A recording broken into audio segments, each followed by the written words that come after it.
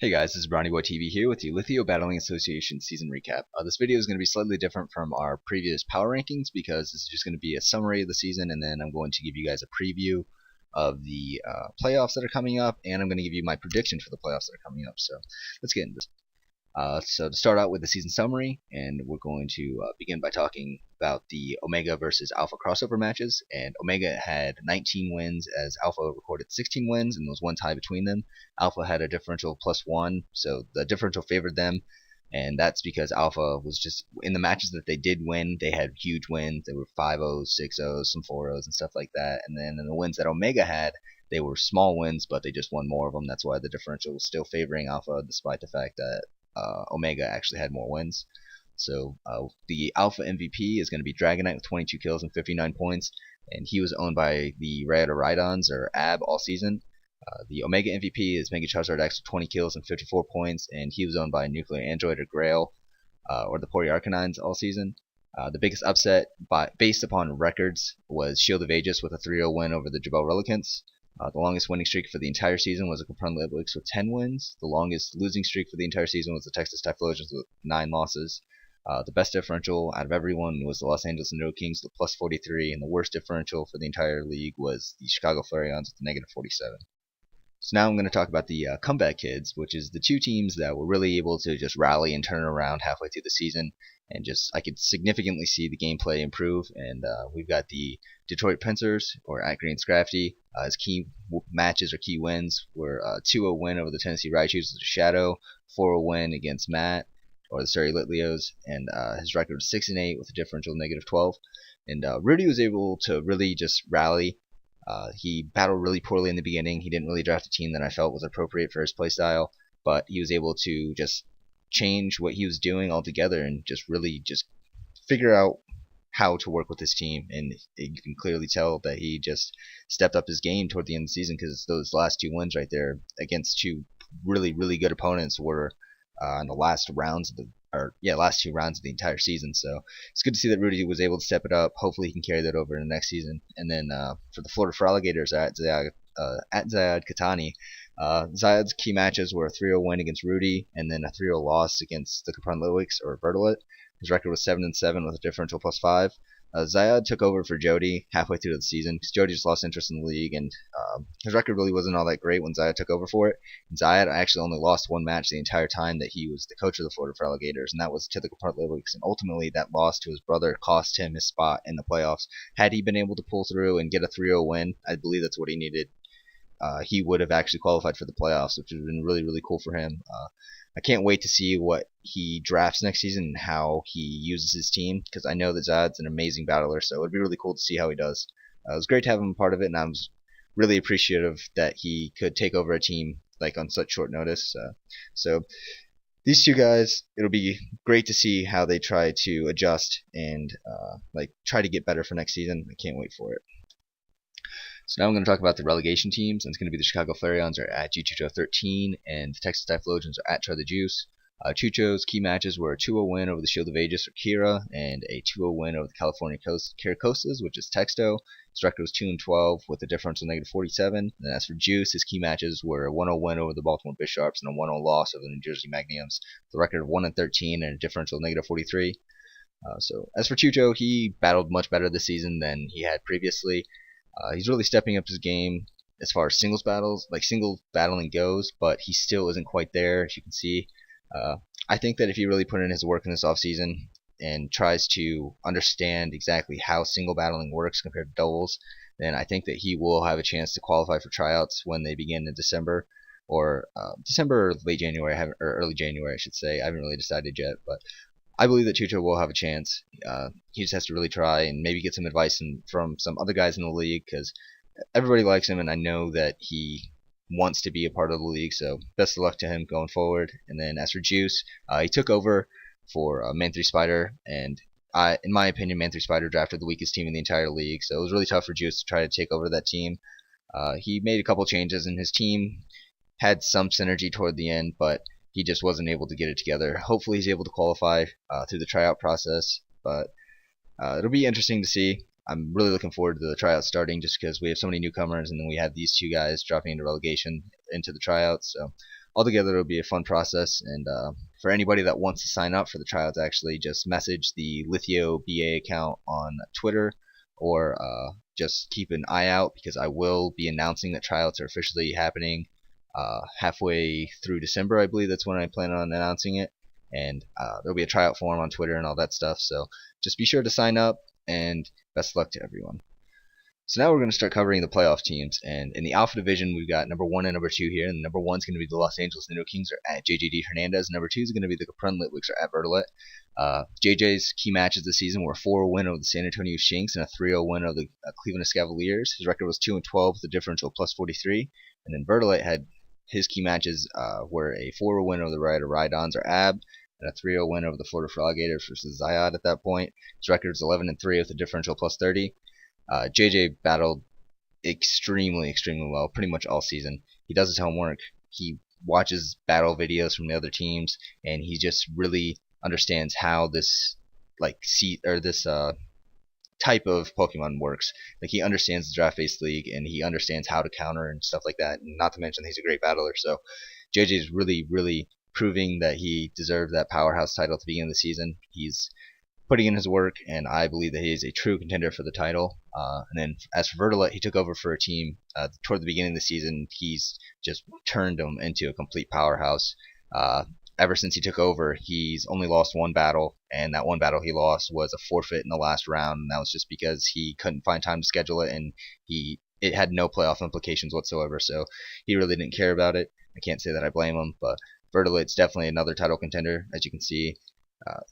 I know that these two are just going to put in a massive amount of work for the playoffs, so it'll be interesting to see how the playoffs finally dish out, especially when you have two great battlers like these two. For the Omega Division, number 1 is going to be the Port Arcanines are at Nuclear Android. Number 2 is going to be the Jabel Relicants are at Nazri. The key matches for Nuclear this season were a 3-0 win against the Portland Timbers and a 5-0 win against the Rhydons. His record is 11-3 with a differential plus 29. And for the Jabel Relicants, his key matches were a 2-0 win against the LA Nido Kings and a 4-0 win against the Port Arcanines. His record is 10-3-1, and he has a differential plus 17. Nuclear battled extremely well this season, just like he did last season. He drafted a team that he knows.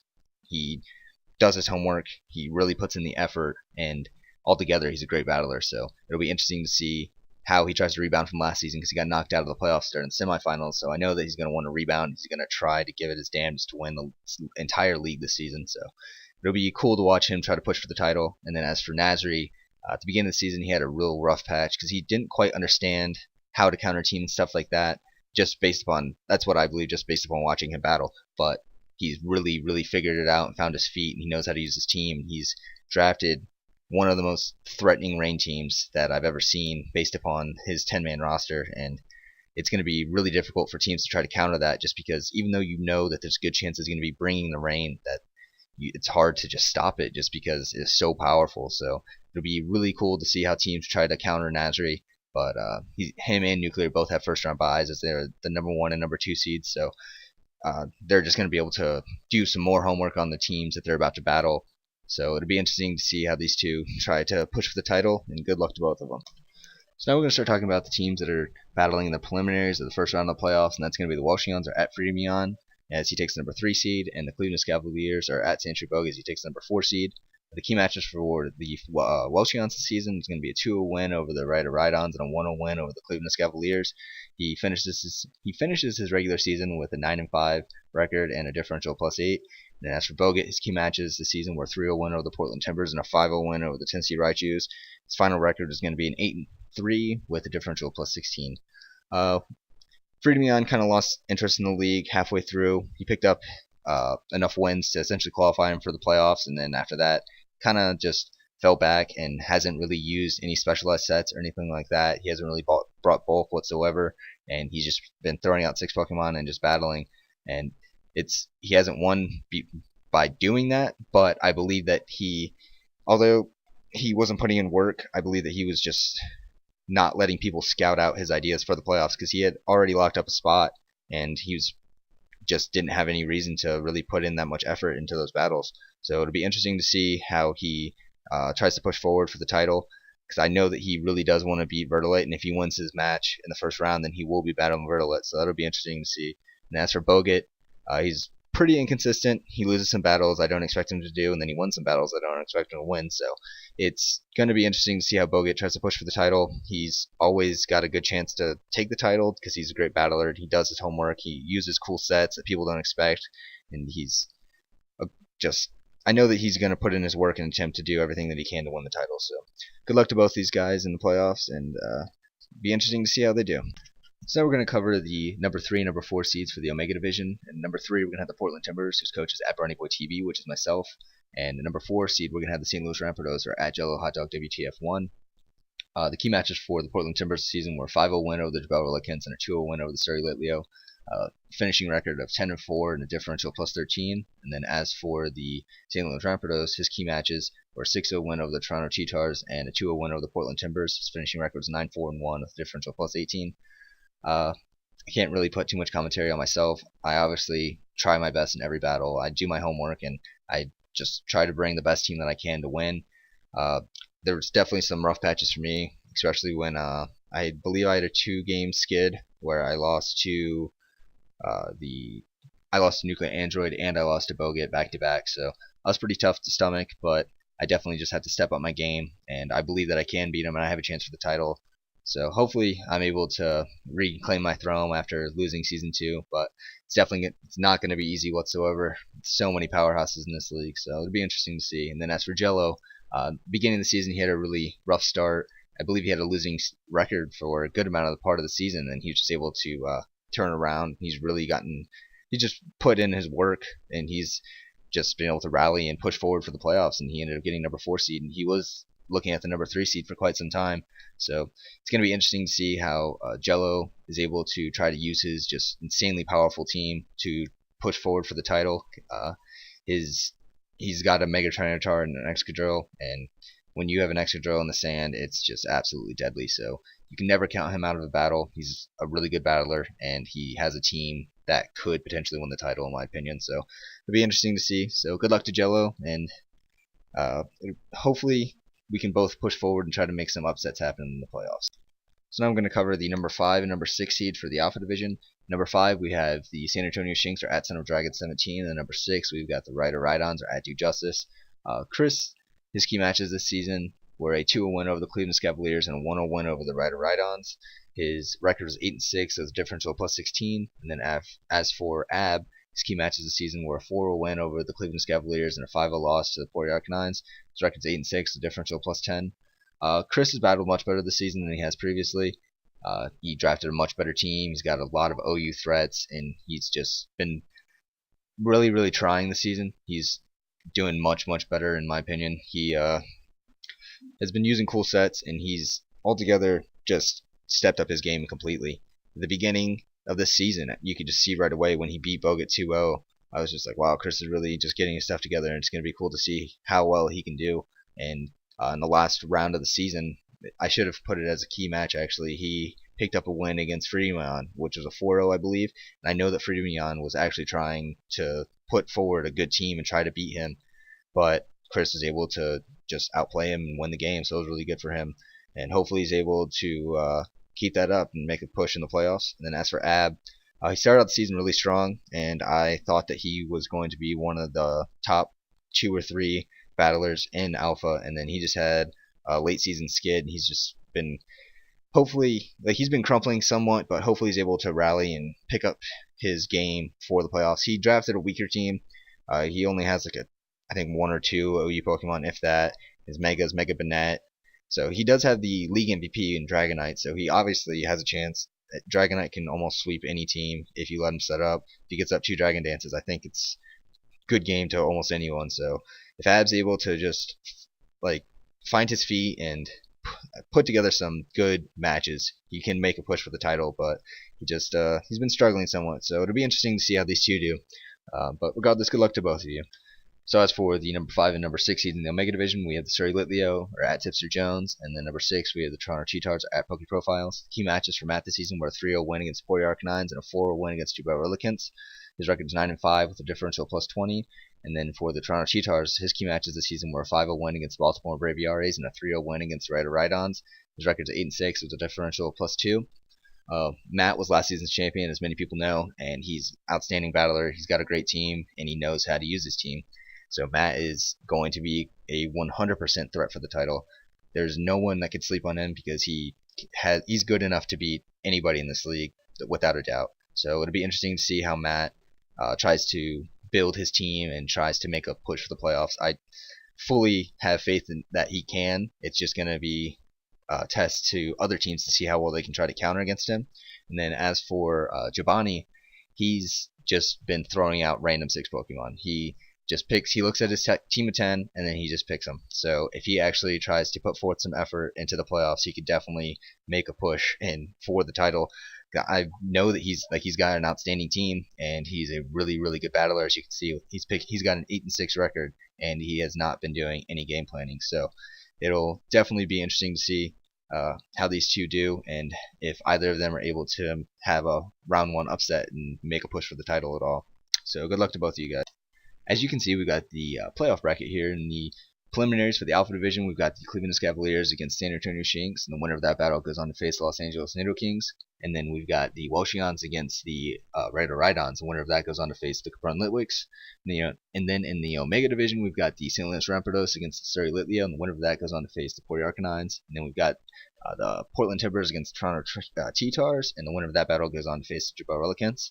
So definitely got a great assortment of 12 battlers. They all have different battle styles, in my opinion, and everyone has a chance to win the title based upon how good they are at just battling all together and the teams that they have. Everyone that's qualified for the playoffs has a pretty powerful team, and it'll be interesting to see which teams are able to just pull it together and really push for that title. So good luck to everybody. But so now I'm going to get into my playoff predictions, and this is just completely opinionated. This is not anything that's set in stone that's going to happen, but this is just what I believe is going to happen based upon watching every single battle that happened in the season. Literally, I've watched every single battle, and I'm not confident in these picks whatsoever because anything could happen in a Pokemon battle. Everyone knows that, but I just wanted to put forward my playoff predictions. So in the preliminaries, I had the San Antonio Shinx beating the Cleveland Escavaliers 2-0. Then I have the Welchions beating the Rhydons 3-0. And then in Omega, I've got the Surrey Litheo beating the St. Louis Rampardos 1-0. And then I've got the Portland Timbers beating the Toronto T-Tars 2-0. Then in the quarterfinals, I have the Los Angeles Kings beating the Shinx 4-0. I have the Capron Litwicks beating the Welchions 1-0. Then in Omega, I've got the Port Arcanines beating the Surrey Litheo 2-0. And the Jabal Relicants beating the Portland Timbers 2-0. So now, as for the semifinals and the finals, I've got the Capron Litwicks beating the Los Angeles Kings 2-0, and the Port Arcanines beating the Jabal Relicants 1-0. So that means that my predicted final is going to be the Capron Litwicks against the Port Arcanines, and I believe that the Capron Litwicks are going to pull together pull off a 1-0 win, and I believe that the playoff MVP is going to be Sizzler. And I know that a lot of people are probably going to disagree with me, or they're going to possibly agree with me, but if anybody wants to put forward their playoff predictions, they can tweet them at the Litheo BA account, and I will retweet them, or I will get together just like a sample, or I will get together a couple of the predictions and just let everyone know what the popular pick is for the title winner, or just matches all together. But that's just what I think is going to happen. Anything could happen, and I'm obviously going to push for the title. I don't want to lose, but it'll be interesting to see. So good luck to everyone competing, and hopefully we have some good clean battles and not a lot of hacks or a lot of stall. But I mean, you got to do whatever you can. You have to do whatever you can do to win at this point in the league. I have no shame in any, I will not shame anyone for stalling. I don't care. You do what you feel you have to do to win, but altogether, I'm just hoping for hack-free battles and some great battles. So good luck, guys.